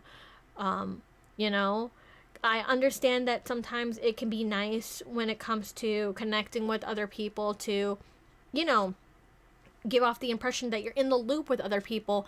But I think if your friends are actively encouraging it like in a bad way, to make you spend your money on things that you ultimately don't need and you just need it to just like gain approval from other people, that's the wrong way about it. And those are friends that you don't want to keep anyway, because they're only in it for like shallow reasons and superficial reasons, and they're going to treat you as such. They're going to treat you same way that they treat their items, like a commodity. Everyone deserves new stuff, but you don't need cutting edge stuff every time. Yeah, I agree with that. You know, again, it's all really a balancing act with all of these things. But yeah, I guess like my final point, since like we're about to hit 2 hours in with the stream, and I see a little buggy in the corner. Hi, little buggy. Hi, buggy. I kind of made peace with the bugs here that kind of crawl. They kind of crawl around my house. It's unfortunate, but you don't pay rent. But I really hope that you get out of my house soon, little fella. I'm not even scared of these bugs. It's just a part of me. Even if they crawl on me and be like, "Oh, Julian, that's gross." Whatever. I'm becoming one with nature, man. I have like a specific bug cup, like a paper cup that I had, and I wrote in Sharpie "bug cup," and I drew a little bug on it, and then like I have like a little cardboard paper that I can just take the bug cup, because I don't like killing bugs. I really don't like killing, but you know, I take the bug out and then I bring it outside. I'm like, okay, you don't belong here, just get out of here, get out of here. But the bug, okay, goodbye bug. But yeah, I hope you've been well. I've been on and off. I've been like I'm not good, I'm not bad either, but I'm also not in between. And I'm also, no, I'm neither. I'm an anomaly. I'm a huge, massive paradox right now. So I cannot tell you whether or not I've been well or whether or not I've been bad. I just think it's a whole clusterfuck of whatever, you know? I guess externally I'm okay. Okay. Internally,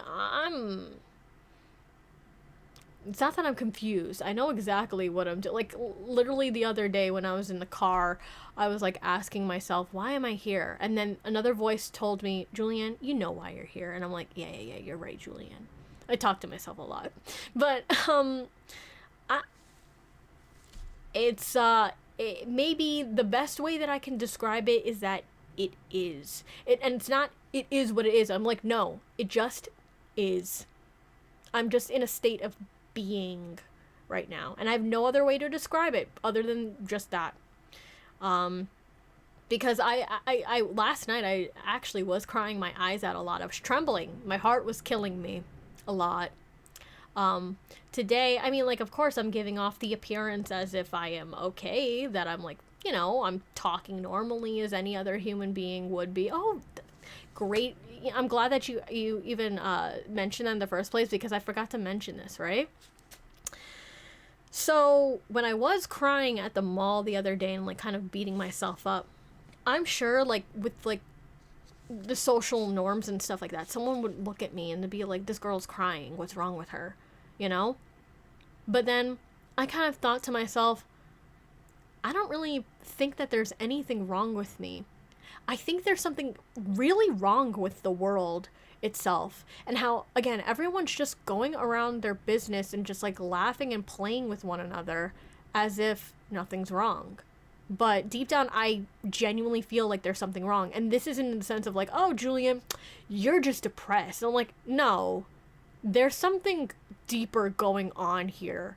And I don't like it. I genuinely don't.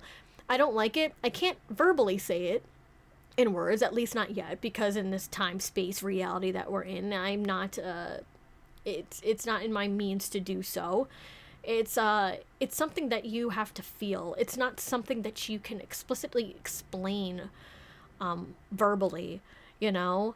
And I guess what also sucks is how limited human language is, how limited we are in our ways of expressing ourselves. And of course there's like other colors, textures, like vibes that we can like give off and stuff like that, and different descriptive labels that we can categorize and like put things in certain boxes or whatever the fuck in order to, you know, clarify things, which does help a lot. But it's not, to me, it's not enough.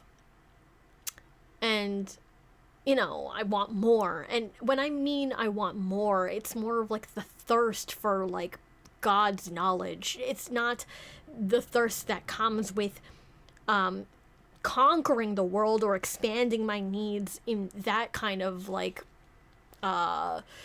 authoritarian, no, not authoritarian, like, you know what I mean, in that kind of regard, right? But it's just more of like an inner like thing that I'm dealing with.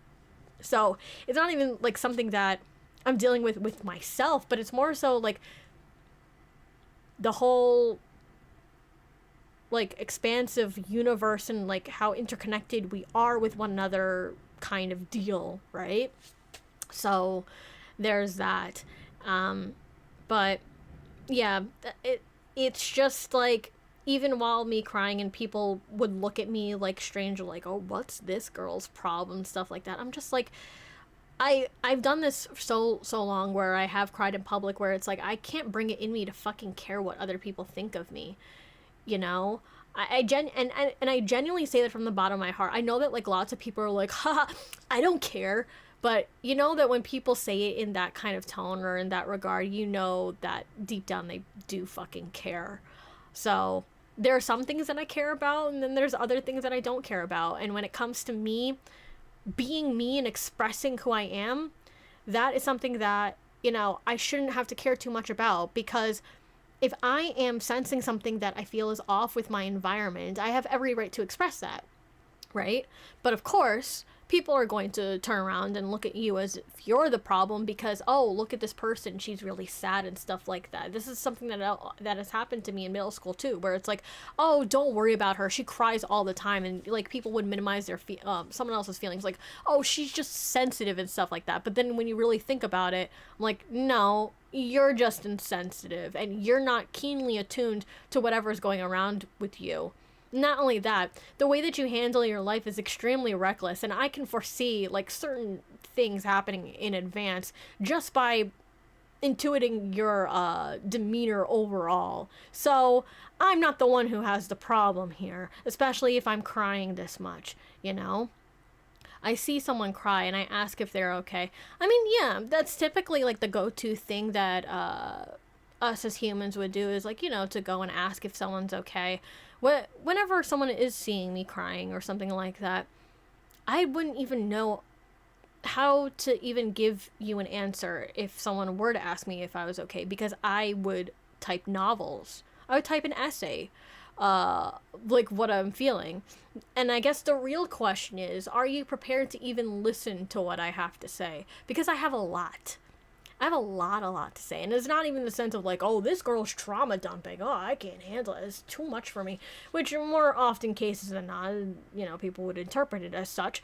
But, you know, what is okay and what is not okay, that is something that needs to be clarified and needs to be explicitly stated. And again, I would need to go over all the particulars in my mind and just journal that stuff out. Maybe eventually I'll come back to you with a solid answer, but yeah, mine is heartbreak right now. So I guess if you don't mind me asking, you, what do you feel heartbroken over the matter? What do you feel heartbroken about? Do you feel just like the sense of loneliness, especially concerning the holiday season, and how it's like, you know, you have this uplifting, cheery music that's going on, but you're not connected to that type of feeling. It doesn't feel right to you. I don't know if that's what you're feeling, but at least that's what I've been feeling right now. And it's another reason why I came here on live stream, because I have this little holiday called Moomus, right? I talked about this before with other people, but I'm going to explain it here again. So Moomus, my cat, Moo, rest in peace, Moo, he died around 2018, and I made a holiday called Gloomy Moomus. And essentially what that holiday is a day where you just spend simply grieving. You simply grieve your lost childhood and the people that, you know, you disconnected with along the way, and you just allow yourself to be okay with the misery. You're not going to shame yourself for crying. You're not going to shame yourself for being angry. You're just going to purge and let it out. And when you're done letting it out, you treat yourself. And you don't treat anyone else but yourself. Like, you would just give yourself gifts in that way. But with my cat in general, I just remember the times where I had an actual Christmas was with my ex-boyfriend and then with my cat Momo. And that was the most Christmas, quote unquote Christmas type of feeling that I've ever gotten in my, pretty much in my whole entire life. Because every time during Christmas, again, I've either was crying over an abusive, like, romantic partner who was never there for me, or friends who just didn't invite me out to things, or family who could not care any less about what I'm feeling overall. That would be the heartbreak that I'd be dealing with. And I guess what's really extremely infuriating, and this still happens to this day because I know that these types of people won't change, with my family in particular, is if I do cry and I let out my emotions, or even if I get angry, right? The most that my mom is going to be concerned is like, oh, don't express that. You know, the neighbor's going to hear. And I yell at the top of my lungs, I don't fucking care if the neighbors hear. Why? Because I'm trying to express to you, my mother, my own negative emotions, and you're not holding space for me, and you're not nurturing me in the sense that a real mother would, you know? And whenever someone's needs are being neglected and abandoned in that way, they're going to find ways to let it out in either disastrous manners, and that voice will amplify if you don't take care of it, you know? Bad breakup. When someone says they don't love you anymore, strong word. By the way, yes, I'm not feeling Christmas this year, joy-wise. My heart, like, my sincerest apologies go to you, and I'm really sorry that you had to deal with a breakup, especially around this time of year. And it's stupid. It's really stupid how holidays in general. I know that the intention overall is to make people feel close together and bonded with one another, but I don't feel that way in general. And if you need a holiday in order to feel closer to one another, then that's not real intimacy, you know? Again, I'm really sorry that, you know, someone had to say that they don't, like, love you anymore. At least the most that you can do, at least my advice, the most you can do in that regards is just learn to love yourself and be grateful of the lessons that you learned with that relationship and what you can do in the future. I know that sometimes it's kind of hard because we are instilled the message that we have to go out and search for love, or we have to chase after our dreams and stuff like that. But overall, love is still there. It's still within us. It might not feel that way in the moment, but it's always going to be within us. You don't have to go outside and search for it in, like, other people, places, things. Love will always be there. And even if, you know, you've broken up with another person and your heart is breaking, that heart can be broken open so you can allow in new and better experiences once you're able to go through the grieving process and let all that tension go. When you start, like, clinging on and, like, holding on to those memories, of course it's okay to reminisce and, like, reflect on them every now and then, but it robs you of the opportunity of living in the present moment. And that's the gift, the present, right now, you know? Not focusing too heavily on the past because that's depression, or, you know, getting too overly fixated on the future because that's anxiety.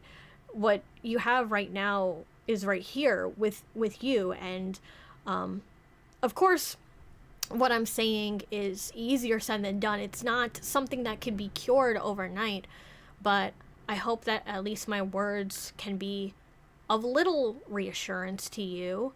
And of course, like, I don't know you. You're a stranger. I think this is the first time you've ever popped up on my stream to comment. If that's the case, thank you very much for popping in. Maybe in a way, if it gives you any type of, like, solidarity, like, you know, there is a connection here, right? And even, like, let's say that my internet turns off and, like, that is kind of, like, severed or broken. What you have is, like, the memory that I was here talking to you, and then I also have the memory in exchange that you were here talking to me and stuff like that. All of these things are typically interconnected. You know what I'm saying? And I think when we limit our perception of love to something that is romantic in a sense, this is one of the very reasons why I don't really care much for romantic love, even though, you know, of course we all want that. We all want that type of, like, pure kind of love with one another, either romantically or with friends and stuff like that. But sometimes we try to, like, relive and, like, re-traumatize ourselves with experiences to fulfill gaps that weren't filled within our childhood because our care providers weren't able to do so. You know, I mean, like, that's what is that? Is that either Freudian or like Jungian, like Jungian theory? I don't know which, either two. But it's like those kinds of things. I met you before at Otakon a while ago. Oh, okay. I apologize that if I don't remember you, because there's so many people that I come across that I try my best to remember everyone's names. But it's really hard for me to like remember, especially when I do struggle with like PTSD and like mental illness. It's hard for me to remember everyone. But I guess like if we met at Otakon, I'm glad that you're here. Thank you again. But yeah, I guess like the last thing that I want to talk about before like I wrap the stream up is like spiritual stuff, because what we just had was kind of like a spiritual conversation. Oh, Jeremy. Oh, okay, okay. I feel like that name does ring a bell. Maybe if I look up your Instagram and like I see like a picture, then I might remember you or something like that. But yeah, like what I wanted to do to wrap up the stream, because again, it's been like about over 2 hours of me like talking and stuff like that. Spirituality and how that ties in with like materialism and my perspective of it, right? So in the background I have, well, you can't really see it, can you? But I do have like bottles of like holy water, and like it was kind of like in a plastic bottle, and then I was about to throw out this toner. It's like this CosRX mist toner that I was about to like spray on my face, and like with the reduce, reuse, recycle thing, I just basically funneled in my holy water and I put it into that container that I was about to like recycle anyway. And I'm like, you know what, let me just reuse this mister bottle, and now I can just spray holy water wherever I want to, because I used to sage and do those things, but I don't really like the smoke, and I don't like the fact that I have to keep opening up my windows every time.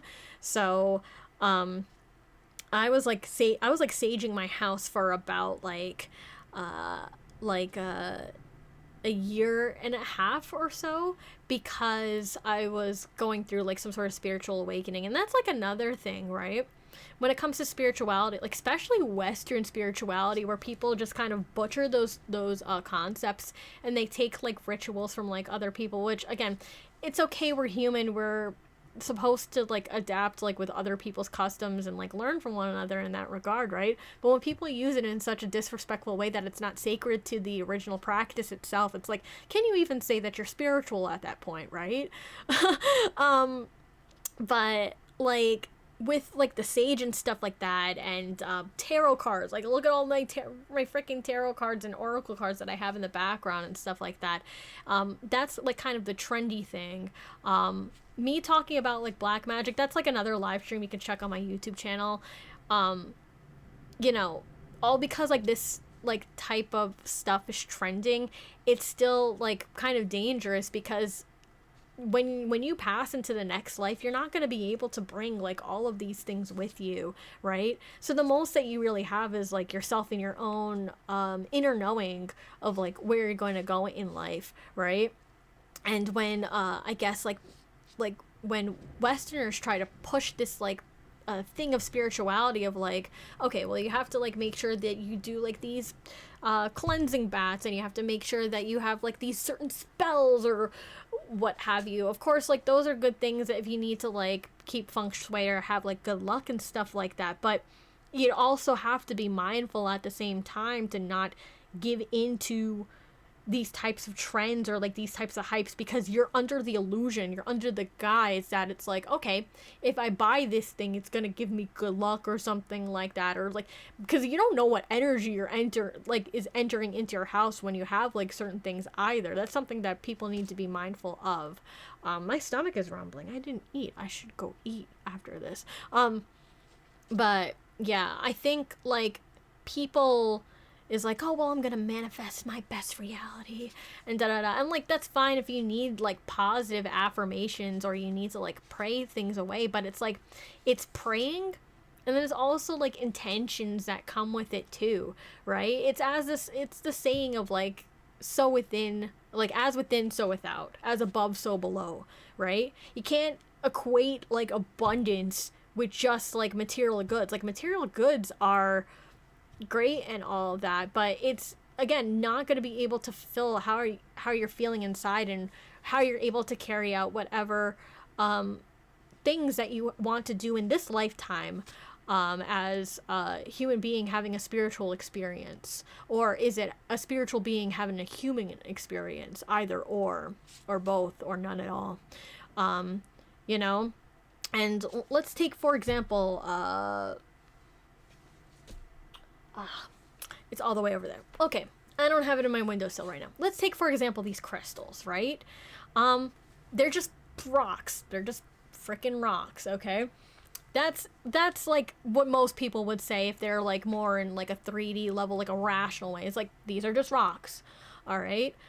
And I think another thing is like with what do you call the placebo effect? The placebo effect, it can be really powerful.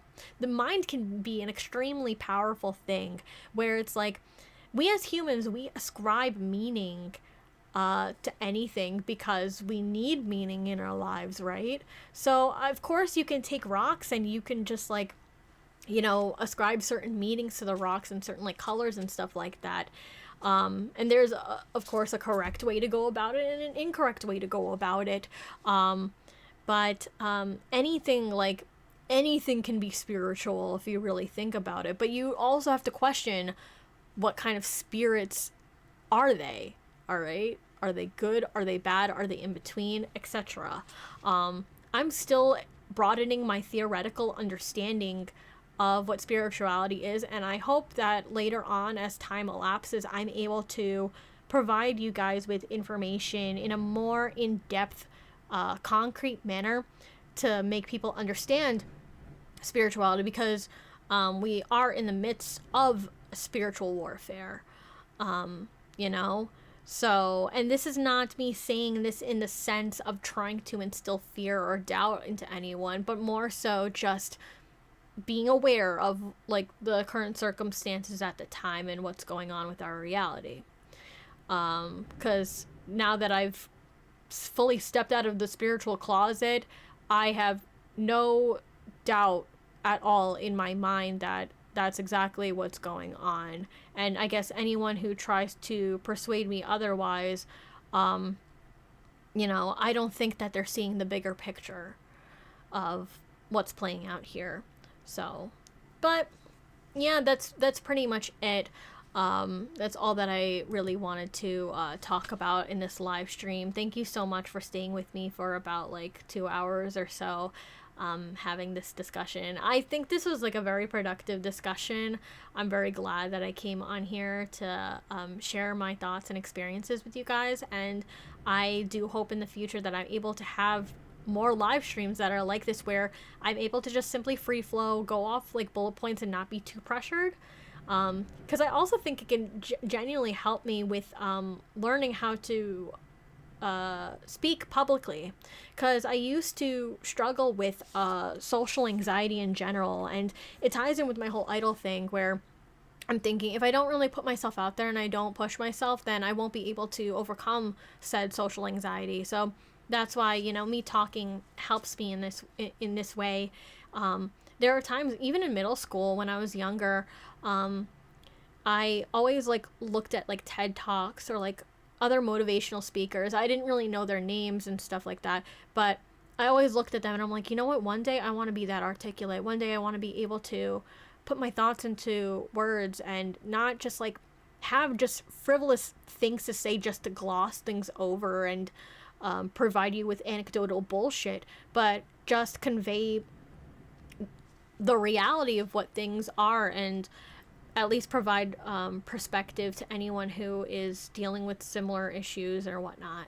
So yeah, that's pretty much it, and I hope you guys have a good night. I know for sure, just me genuinely intuiting the air and whatnot, that or when Christmas and like New Year's and stuff like that, at least like what I'm feeling, there's gonna be tension in general, and I just predict that this tension will intensify and exacerbate again, as time elapses.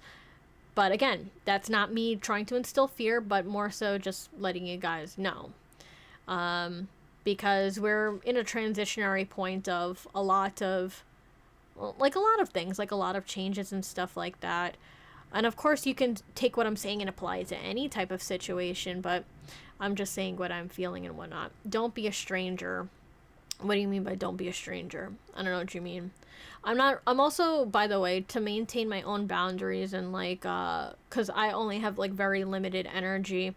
I'm not really the type of person to have small talk or whatnot, because again, I talk to like, there's many different things that I have to do and like other people that I have to talk to. So I'm not really one to have like, I guess, again, small talk or like casual conversations and stuff like that. That's why I kind of try to keep things a little bit more like business kind of a set, like, or if it's like serious, like a serious inquiry, um, if someone does need to talk, they can contact me via email. I don't really do direct messages or DMs and stuff like that.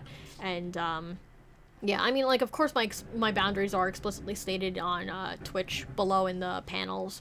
So, but yeah, that's pretty much it. And like me, actually, just me saying this, I want to put this out there before I go.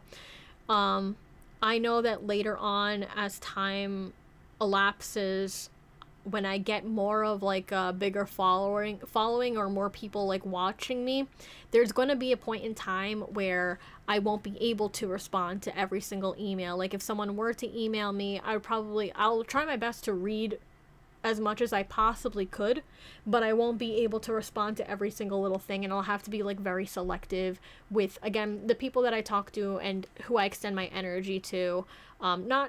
Not to say that I hold anything against anyone personally, of course not. It's just more so it's like there's only so much of, you know, of me that I can like give around and stuff like that.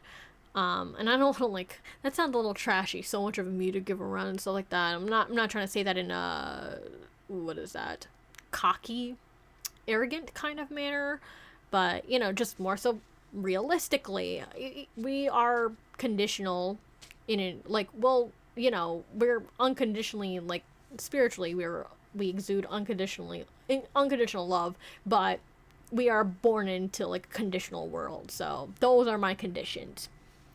Yeah, but overall, thank you again, and I hope you guys take care, have a good night, eat well, be gentle on yourself and your body, and try your best not to pressurize yourself. Yeah, that's all. All right, take care. Bye bye. All right, Grumster and Disgusto, you also say goodbye as well.